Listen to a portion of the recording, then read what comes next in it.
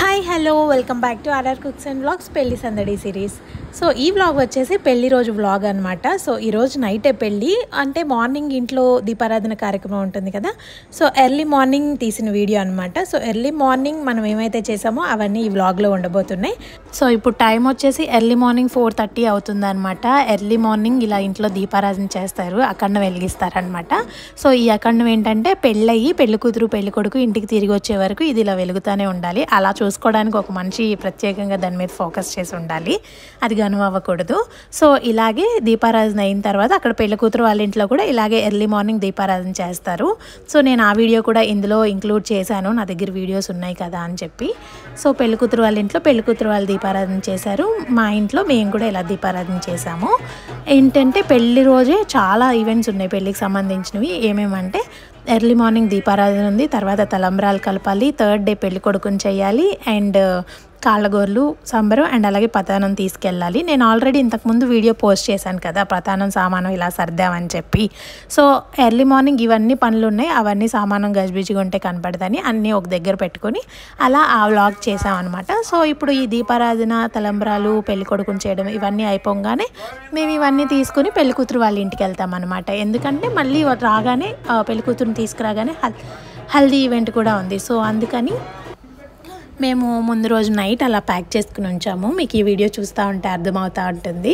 ఇక్కడ మేము కూడా ఎర్లీ మార్నింగే రెడీ అయిపోయాం అనమాట. ఇప్పుడు టైం వచ్చేసి 7:30 అవుతుంది. సో ఇవన్నీ చేయడానికి టైం సరిపోదు కదా అని ఇలా మార్నింగ్ దీపారాధనకి పెళ్లి కొడుకు చేసే మధ్యలో టైం ఉంది కదా, ఈ టైంని ఎందుకు వేస్ట్ చేయడం అని చెప్పి మేము 5 ముత్తైదులు కూర్చొని చక్కగా తలంబ్రాలు కూడా కలిపేసాం. యాక్చువల్లీ ఇక్కడ బ్యాక్గ్రౌండ్లో కొంచెం పీపీ డుమ్లు వస్తున్నాయి, బట్ నా వాయిస్ ఓవర్ ఇవ్వడం వల్ల మీకు అవి కొంచెం వినపడకపోవచ్చు. సో ఈ మొత్తం ఈవెంట్లో పెళ్ళికి సంబంధించిన ఏవేవైతే ఈవెంట్స్ చేస్తామో ప్రతిదానికి వెనకాల సన్నాయి ఉంటుందన్నమాట. సో మేము ఇలా తలంబ్రాలు కలిపేసిన తర్వాత వెంటనే పెళ్లి కొడుకు కూడా రెడీ అయిపోతే మేము ఇంకా పెళ్లి కొడుకుని చేసేసి కాళ్ళగోళ్ళు కూడా తీపిచ్చేసాము. ఇంకా పెళ్లి వైపు మీకు కూడా తెలియాలంటే బ్యాక్గ్రౌండ్ వాయిస్ మీరు కూడా వినాలి కదా. సో వీడియో అయితే కంటిన్యూ అవుతుంది. See you.